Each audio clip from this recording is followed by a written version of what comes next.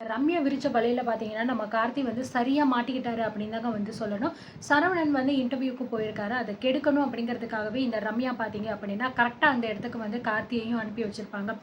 சொல்லப்போனோம் அப்படின்னா, அந்த வேலை நம்ம சரவணனுக்கு வந்து கிடைச்சிருக்கும் போல இருக்கு.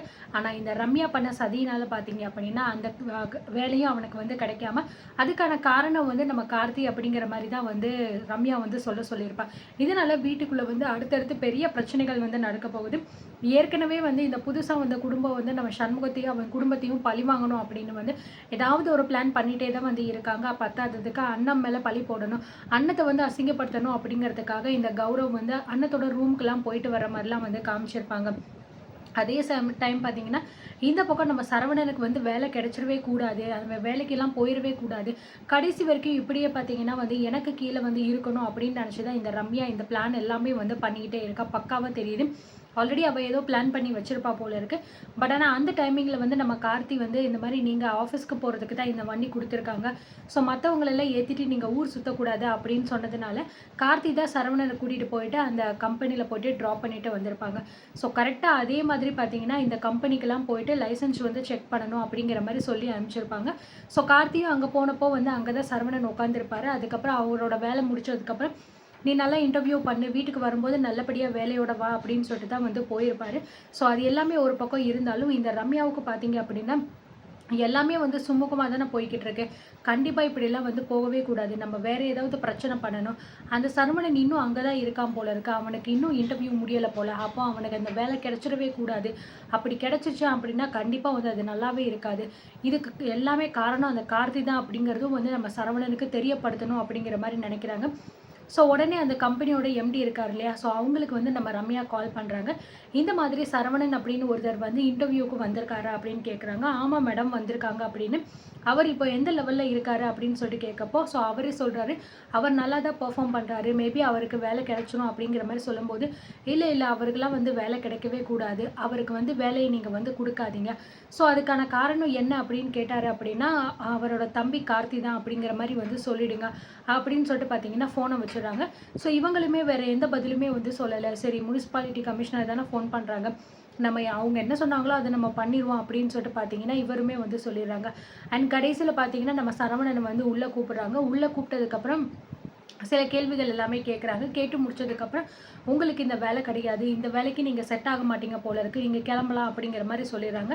இதை கேட்டால் நம்ம சரவணன் வந்து ரொம்பவே கோவப்படுறாரு. என்ன சார் என்ன ஆச்சு, நான் எல்லாத்துலேயுமே நல்லா தானே வந்து பண்ணேன், எதுக்காக எனக்கு வேலை இல்லைன்னு சொல்கிறீங்க அப்படின்னு கேட்டப்போ, இங்கே பாருங்கள் நீங்கள் வந்து சொல்லணும் அப்படிங்கிற அவசியம் இல்லை, யாருக்கு வேலை கொடுக்கணும் கொடுக்கக்கூடாதுன்னு எங்களுக்கு தெரியும், இந்த வேலைக்கு நீங்கள் சரியான ஆள் கிடையாது, இப்போ நீங்கள் கிளம்பலாம் அப்படின்னு சொல்லும்போது, என்னையா நினச்சிக்கிட்டு இருக்கீங்க நீங்கள், வேலை இல்லாமல் ஒருத்தர் வந்து வேலை தேடி வந்தால் உங்களுக்கெல்லாம் அவ்வளோ இளக்காரமாக இருக்கா, அப்போ இவ்வளோ நேரம் உட்கார வச்சு இன்டர்வியூ எடுத்தீங்க, ஃபஸ்ட் டெஸ்ட்டு செகண்ட் டெஸ்ட்டுலாம் வச்சுங்க, எல்லாத்துலேயுமே நல்லா தானே பண்ணேன், நல்லா தானே பாஸ் ஆகிருக்கேன், அப்போ வேலை கொடுக்குறதுக்கு உங்களுக்கு என்ன வலிக்குதா அப்படின்னு சொல்லி கேட்கும்போது, இங்கே பாருப்பா சும்மா நீங்கள் நின்று வந்து தேவையில்லாமல் நீ சண்டைலாம் போட்டுக்கிட்டு இருக்காது, அப்படி ஏதாவது நீ சண்டை போடணும்னு நினச்சேன்னா போய் உன் தம்பி கார்த்திகிட்ட போய் சண்டை போடு, அவனால தான் உனக்கு இப்போ வேலை கிடைக்கல போதுமா அப்படிங்கிற மாதிரி சொல்லிடுறாரு. என்னது கார்த்திகாலயா, ஐயோ என்னையா சொல்கிற அப்படின்னு சொல்லும்போது, ஆமாம் தம்பி நான் சொல்ல வேண்டியதை சொல்லிட்டேன், அதுக்கு மேலே நீங்கள் உங்களோட விருப்பம் என்ன வேணாலும் பண்ணிக்கோங்க, ஆனால் இங்கே நிற்காதீங்க, உங்களுக்கு வேலை இல்லை அவ்வளோதான் நான் சொல்லுவேன் அப்படின்னு சொல்லிட்டு அந்த எம்டியும் சொல்லிடுறாரு. ஸோ இதனால் பார்த்தீங்கன்னா நம்ம கார்த்தி மேலே வந்து நம்ம சரவணனுக்கு பயங்கரமான கோபம் வந்துடுது. ஓ அதுக்காக தான் இப்போ என்னை ட்ராப் பண்ணிட்டு போனது பத்தாமல் விறுவிறுன்னு மறுபடியும் வந்து ஆஃபீஸ்க்கு போயிட்டு ஒரு சின்ன ஆஃபீஸ் வேலை அப்படின்னு சொல்லிட்டு இங்கே வந்தேன், நான் வந்து சொல்ல வேண்டியதெல்லாம் சொல்லிவிட்டு எனக்கு வேலையை தரக்கூடாது அப்படின்னு சொல்லிட்டு போயிட்டானாச்சா, எப்படிப்பட்ட ஒரு கேவலமான ஆளாக இருக்கா இந்த கார்த்தி அப்படின்னு சொல்லிட்டு சரவணனுக்கு கார்த்தி மேலே வந்து கோபம் பயங்கரமாக வந்து வருது. ஸோ இந்த விஷயத்தை இப்படியே விட்டுறக்கூடாது அப்படின்னு நினச்சி நம்ம சரவணன் வேகமாக வந்து போகிறாரு. ஸோ போகிற வழியில் பார்த்தீங்கன்னா இந்த சாமிதுரையை வந்து பார்க்குறாரு. ஸோ மாப்பிள்ளை நிறுத்து மாப்பிள்ளை, என்ன மாப்பிள்ளை இவ்வளோ வேகமாக போய்கிட்டு இருக்க, எங்கே போய்கிட்டு இருக்க அப்படின்னு சொல்லும்போது, வீட்டுக்கு தான் மாமா போய்கிட்டு இருக்கேன், வேறு எங்கே போவாங்க அப்படின்னு சொல்லும்போது, ஏன் மாப்பிள்ளை என்னாச்சு, எதுக்காக இப்படி கோவப்படுறேன், உன்னை பார்த்தாலே பயங்கர ஜம்முன்னு இருக்கியே, எங்கே போயிட்டு வர அப்படின்னு கேட்கும்போது, இந்த மாதிரி ஒரு இன்டர்வியூக்காக வந்து போயிட்டு வந்தேன் அப்படின்னு சொல்கிறாங்க. ஓ அப்படியா, அப்போ வேலை கிடச்சிச்சா மாப்பிள்ள, அப்போது இன்றைக்கி பார்ட்டி தான் என்ன அப்படின்னு சொல்லும்போது, சும்மா இருமாம்மா இருக்கிற கோபத்துக்கு ஏதாவது சொல்லிட போகிறேன் அப்படின்னு சொல்கிறாங்க. என்ன மாப்பிள்ள என்ன ஆச்சு, அப்போது வேலை கிடைக்கலையா அப்படின்னு கேட்குறாங்க. வேலை எனக்கு கிடைச்சிருக்கும். ஆனா, இந்த கார்த்தி பையன் இருக்கானே, அவன் தான் எல்லாத்துக்கும் காரணம். ஆஃபீஸ்க்கு வந்து என்ன வேலைய கிடைக்க விடாம கெடுத்து விட்டு போயிட்டான். அவன இன்னைக்கு உண்டு இல்லன்னு பண்ணாம நான் விடமாட்டேன் அப்படின்னு சொல்லிட்டு கோவமா இருக்காரு. என்னது கார்த்தியா? அவன் எதுக்கு இந்த வேலையெல்லாம் வந்து பண்ண போனான்? அப்படின்னு சொல்லும்போது, நான் நல்லா இருந்துறக்கூடாது. ஒரு நல்ல கம்பெனிக்கு போயிட்டு நல்லா சம்பாதிச்சு நல்லா வேலை பார்த்துறக்கூடாது. அந்த பொறாம அவனுக்கு. அந்த பொறாமையில தான் இப்படிலாம் வந்து பண்ணியிருக்கான். இன்னைக்கு இருக்கு அவனுக்கு அப்படின்னு சொல்லும்போது, சரி மாப்பிள பார்த்தத பார்த்தாச்சு. எதுக்கு இவ்ளோ கோவத்துல போய் பண்ற? வேணும்னா பேசாம ஒரு கட்டிங் போட்டு அதுக்கப்புறம் போய் பண்ணலாமே அப்படின்னு சொல்லும்போது, யோவ் மாமா நீ வேற சும்மா இருயா. இருக்கிற கோபத்துக்கு நானே என்ன பண்றதுன்னு தெரியாம உட்காந்துக்கிட்டு இருக்கேன். இதுல நீ இத வேற சொல்லிக்கிட்டு இருக்க. அதெல்லாம் எனக்கு ஒண்ணும் தேவையில்ல. இப்ப நான் உடனே வீட்டுக்கு போயே ஆகணும் அப்படின்னு சொல்றாங்க. ஆனாலுமே இந்த சாமிதுரை பார்த்தீங்கன்னா, நம்ம சரவணன் வந்து விடாம வம்பா புடிச்சு இழுத்துட்டு ஒரு வழியா போயிட்டு பார்த்தீங்கன்னா, நல்லா குடிக்க வச்சுறாரு. ஸோ 2 பேருமே பயங்கரமா மூக்கு முட்ட வந்து குடிச்சிடுறாங்க. நடக்கவே முடியாத அளவுக்கு 2 பேருமே தள்ளாடிக்கிட்டு நடந்து வந்துகிட்டே இருக்காங்க. ஸோ ஒரு வழியா நம்ம சரவணன் வீட்டுக்கு வந்துடுறாரு. வீட்டுக்கு வந்தவுடனே வந்து, "டேய் கார்த்தி வாடா வெளிய" அப்படின்னு சொல்லிட்டு பார்த்தீங்கன்னா கத்திக்கிட்டு இருக்காரு. "ஏன்டா உனக்கெல்லாம் எவ்ளோ திமிரு இருந்தா எனக்கு கிடைக்க வேண்டிய வேலைய இப்படி கிடைக்க விடாம பண்ணியிருக்க.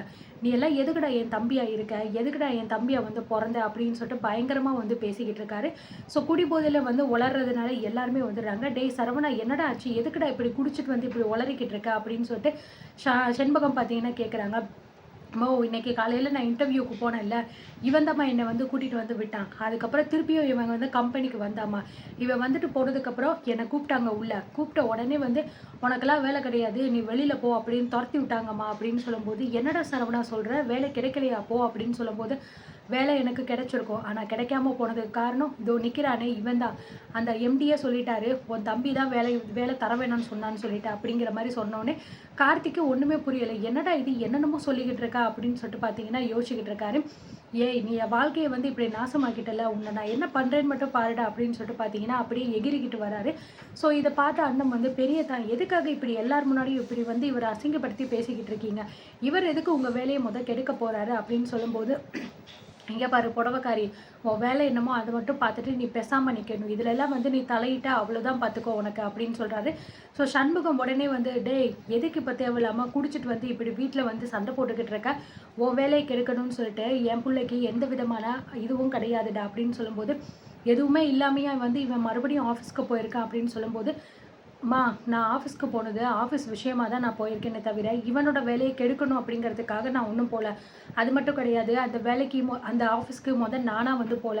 இதோ நிக்கிறாங்களே கமிஷனர் மேடம், இவங்க சொன்னதுனால மட்டும் தான் நான் அங்க வந்து போனேனே தவிர, மத்தபடி எனக்கு ஒண்ணும் பெர்சனலா அந்த கம்பெனில எந்த வேலையும் கிடையாது. இவங்க தான் அங்க போயிட்டு லைசென்ஸ் செக் பண்ணணும், போய் பண்ணிட்டு வாங்க உடனே அப்படின்னு சொன்னாங்க. அதுக்காக தான் நான் போனேன்" அப்படின்னு சொல்லும்போது, "சூப்பர் கார்த்தி! என்ன இது அப்படியே நேக்கா வந்து என் பக்கமா திருப்பி விடுறீங்க? நான் சொன்னது உங்களுக்கு ஆஃபீஸ் வேலை மட்டும்தான். நான் உங்களுக்கு ஒண்ணும் அந்த கம்பெனி மட்டும் சொல்லலையே. இன்னும் நெறைய கம்பெனி சொல்லி தானே இருந்தேன். அப்போ நீங்க மத்த கம்பெனிஸ்க்கெல்லாம் போயிட்டு, அதுக்கப்புறம் கடைசியா இங்க போயிருக்கலாமே. எதுக்காக நீங்க வந்து சரவணன் அட்டெண்ட் பண்ணும்போது கரெக்ட்டா அந்த டைமிங்ல நீங்க வந்து போனீங்க? அப்போ இதுலயே தெரியலையா? அவர் எங்க இன்டர்வியூல வந்து பாஸ் ஆகி எப்போ வேலை கிடைச்சிரும் அப்படின்னு நெனச்சிருப்பீங்க. அது நடக்கக்கூடாது அப்படிங்கிறதுக்காக இப்படி பண்ணியிருக்கீங்க" அப்படின்னு சொல்லிட்டு சொல்லும்போது, ஸோ எல்லாருக்குமே பார்த்தீங்கன்னா ஷாக்காவும் இருக்கு. இந்த ரம்யா போட்ட திட்டம் வந்து பலிச்சு, இவங்க 2 பேருமே வந்து பயங்கரமா சண்டை போட்டுக்கணும், வீடே நாறணும் அப்படின்னு பிளான் பண்ணியிருக்கா. அந்த பிளான் இப்ப நடக்கிறதுனால நம்ம யாருக்கு சந்தோஷமோ இல்லையோ, நம்ம ரம்யாவுக்கு பயங்கர சந்தோஷமா இருக்கு.